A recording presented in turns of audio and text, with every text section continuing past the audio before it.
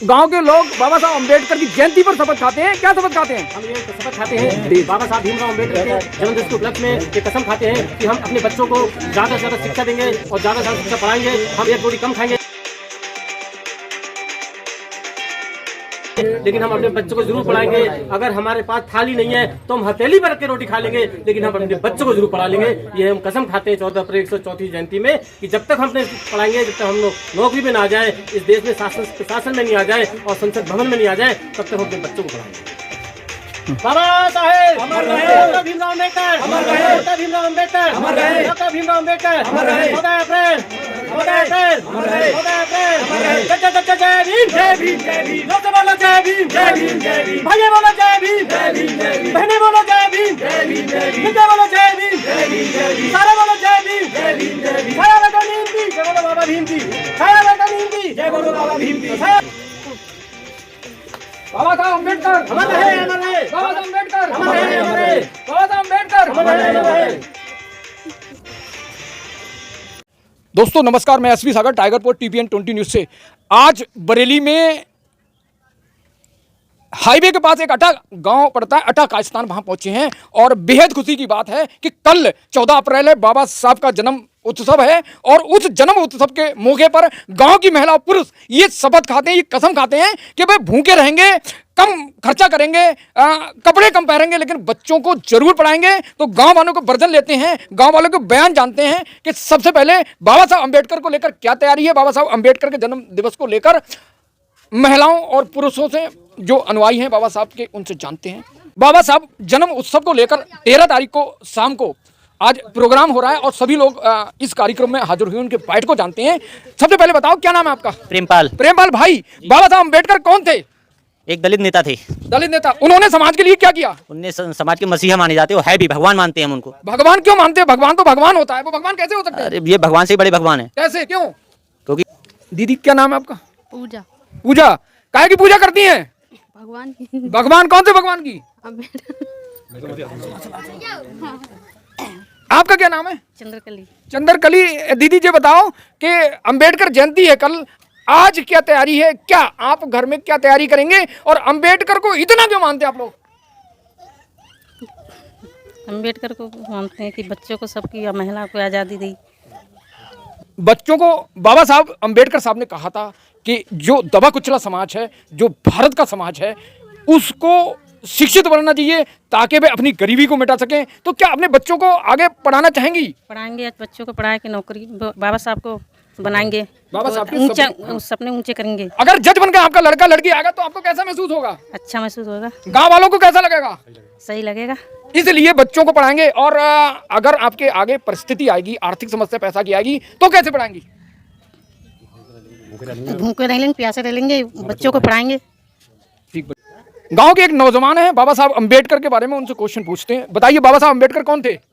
Doctor बाबा साहब अम्बेडकर संविधान के चेता थे, जिन्होंने महिलाओं के लिए सम्मान दिलाया, नारी सुरक्षा के लिए, और उन्हें पानी पीने का अधिकार दिलवाया था लोगों को। जो आज लोग खुशी से रह रहे हैं, घर पे रहने का अधिकार दिलवाया। आज लोग मंदिरों की पूजा करते हैं। मैं तो कहता हूँ बाबा साहब की पूजा कीजिए, उनकी शिक्षा को ग्रहण कीजिए। बाबा साहब ने कहा था, 3 नारे दिए थे, संघर्ष करो, शिक्षित बनो, संगठन करो। दोस्तों कितनी बड़ी बात कही कि जो शुद्ध तबका था, जो दलित तबका था, जो कमजोर तबका था, उन्हें पानी पीने का अधिकार नहीं था। अपर कास्ट के लोग थे, वो पानी पीने के लिए उनके कुएं पे जाते थे तो उनसे अनुमति लेना पड़ती थी, फिर भी उनके साथ अभद्रता की जाती थी, मारपीट कर दुर्व्यवहार किया जाता था। इसी कारण अम्बेडकर का जन्म हुआ और इसीलिए अम्बेडकर साहब ने एक ऐसा कानून बनाया जो सबको बराबर का अधिकार दिया जा सके। तो बाबा साहब अम्बेडकर ने महाड़ तालाब पर जाकर पानी पिया और जो अपर कास्ट ने जो परंपरा बनाई थी उसको तोड़ दिया। आज अगर परंपरा को तोड़ना है तो शिक्षित बनाना है अपने समाज को। अगर शिक्षित बनेगा तभी आगे बढ़ेगा। तो अम्बेडकर साहब हमारे जो मसीहा थे, आज उसे भगवान कहते हैं। भगवान की उपाधि क्यों देते हैं बाबा साहब अम्बेडकर? भगवान की उपाधि इसलिए देते हैं क्योंकि उन्होंने सबसे पहला काम महिलाओं के लिए शिक्षा का प्रदान किया था। महिलाएं जो आधे कपड़े पहने रहती थी पहले, जो राम के थे, जो महिला को आधे कपड़े रहते थे, महिला सुरक्षित नहीं थी बिल्कुल भी। तो बाबा साहब ने नारी का सम्मान दिलाया। सती प्रथा चलती थी पहले, पतियों के साथ में पत्नी के साथ में पत्नी को मार दिया जाता था, जला दिया, जिंदा जला दिया जाता था। वो सती प्रथा को बाबा साहब ने खत्म किया था और उसी सती प्रथा को खत्म करते हुए बाबा साहब ने नारी का सबसे पहले सम्मान दिलाया था। इसलिए बाबा साहब को भगवान के रूप में माना जाता है। जो पेशवा थे उस टाइम महिला थी तो उनके जो आंचल थे उसका टैक्स लगाते थे तोल तोल कर, और जब टीपू सुल्तान आया तो इस चीज़ का खंडन किया, इस कानून को ख़त्म किया। तब बाबा साहब ने ऐसी कुप्रथा को ख़त्म करने के लिए कानून को लिखा। तो बाबा साहब इसलिए भगवान उसे कहते हैं। आज आपके गाँव के लोग शपथ खाएंगे मिलकर कि हम अपने बच्चों को पढ़ाएंगे भूखे प्यासे रहकर, कम खर्चा करके। तो क्या तैयारी है आपके गांव के लोग? हमारे गांव के लोग सभी तैयार हैं, सभी ने अपनी कसम खाई है कि हम अपने बच्चों को शिक्षित करेंगे, अभी खाएंगे भी, और पहले से भी लोग तैयारी कर चुके हैं कि बच्चों को शिक्षित करेंगे, संगठित करेंगे, संघर्ष भी करेंगे जितना हो सकता है। हम अपना भूखे रहेंगे बच्चे, वो मतलब हम लोग कैसे भी करेंगे, लेकिन बच्चों को शिक्षित जरूर करेंगे। उदाहरण अब मैं भैया से ये जानूंगा कि गांव में जो एससी का तबका है या और जाति का तबका है, पूरे गांव में सभी समाज के कितने लोग नौकरी करते हैं बाबा साहब की संविधान की ताकत से? हमारे गांव में तो बहुत लोग अभी संविधान की ताकत से नौकरी कर रहे हैं। हमारे गांव में नहीं, बल्कि मैं तो पूरे भारत की बात कहूंगा। अपने गांव में एससी के लोग कितने करते हैं, अदर मुस्लिम हैं, और क्या संविधान की बदौलत जो हमारे गांव के लोगों को अधिकार मिला है, हमारे लोगों को, हमारे गांव से भी बहुत लोग एससी के नौकरी कर रहे हैं और मुस्लिम समाज में भी कर रहे हैं, और ब्राह्मण समाज में बहुत लोग अधिकार है। हमारे गाँव में काफी लोग संविधान की बदौलत आज नौकरी कर रहे हैं। दोस्तों आरक्षण पर बात कर लेते हैं, जिसको अपर कास्ट आरक्षण को भीख बताती है, आरक्षण को अपाहिज बताती है, लेकिन बाबा साहब अम्बेडकर ने आरक्षण क्यों दिया एससी ओबीसी को? बताओ, आरक्षण बाबा साहब अम्बेडकर ने क्यों दिया? हाँ बताओ। बाबा साहब ने आरक्षण नहीं, हमको एक मोटिवेशनल दिया, जिससे कि सभी लोग, एससी समाज के लोग, ओबीसी समाज के लोग, माइनॉरिटी समाज के लोग उसे पढ़कर डीएम एसडीएम बने, जिससे कि उनको देखकर और भी समाज जागरूक हो और शिक्षित बने, और ज़्यादा एसएसपी डीएम की कार्यवाही अपने आप को उपाधि दे। बहुत बढ़िया। बरेली के धाकड़ बौद्धिस्ट और एक मिश्रणी प्रेम प्रकाश सर जी से मिलते हैं और उनके बहुत सारे क्वेश्चन को पूछते हैं। सर जी, बाबा साहब अम्बेडकर के बारे में क्या जानते हैं? देखिए, पहले तो मैं बाबा साहब को संबोधन करते हुए कहूँगा कि कर गुजर गए वो भीम थे, दुनिया को जगाने वाले भीम थे। कर गुजर गए वो भीम थे, दुनिया को जगाने वाले भीम थे। हमने तो सिर्फ इतिहास पढ़ा है यार, इतिहास लिखने वाले मेरे बाबा साहब भीम थे, बाबा साहब भीम थे।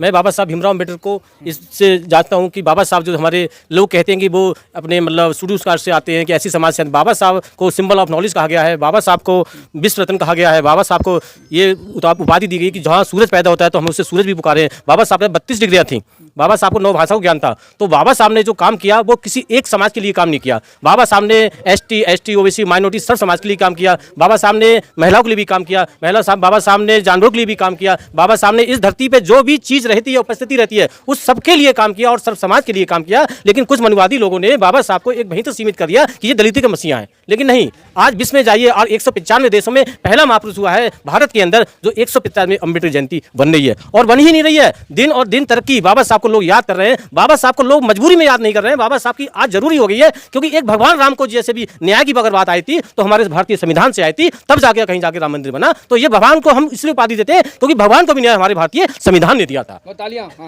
भगवान को भी न्याय हमारे भारतीय। सोचो उस महान को लिए कि किस परिस्थिति में उसने पढ़ाई की होगी और अपने 4 बच्चे कुर्बान किए होंगे। जो आज हम छत के नीचे बैठे हैं वो मेरे बाबा साहब भीमराव अम्बेडकर की देन बैठी हुई है। मेरी बहनों के लिए स्तन ढकने के लिए कपड़े नहीं हुआ करते थे, पैर में चप्पल नहीं हुआ करती थी, मेरी बहनों के हमेशा घूंघट में रहा करती थी। लेकिन जब से भारत के अंदर ये संविधान आया तब से मेरी माँ बहनें हमारे बराबर में आज खड़ी हुई है। ये प्रेजेंट होता है कि बाबा साहब ने कहा था कि जिस दिन मेरे देश के लिए मेरी माँ बहनों का अधिकार मान स्वाभिमान मिलेगा, उस दिन मैं बहन भाई को एक समान के रूप में समझूंगा। इस बाबा साहब के संविधान से पहले रामायण और गीता कुरान चलता था, तो उस दौरान हमारे देश की महिला का नाम होगा रामायण में आपने, उसका नाम द्रौपदी था। द्रौपदी चिरहरण हुआ था तो उस टाइम राम राज था। लेकिन आज भारतीय संविधान है तो बाबा साहब की वजह से उसी द्रौपदी मुर्मू आज देश की राष्ट्रपति बनी है, वो मेरी भारतीय संविधान की देन है। ठीक है, धन्यवाद बहुत बहुत।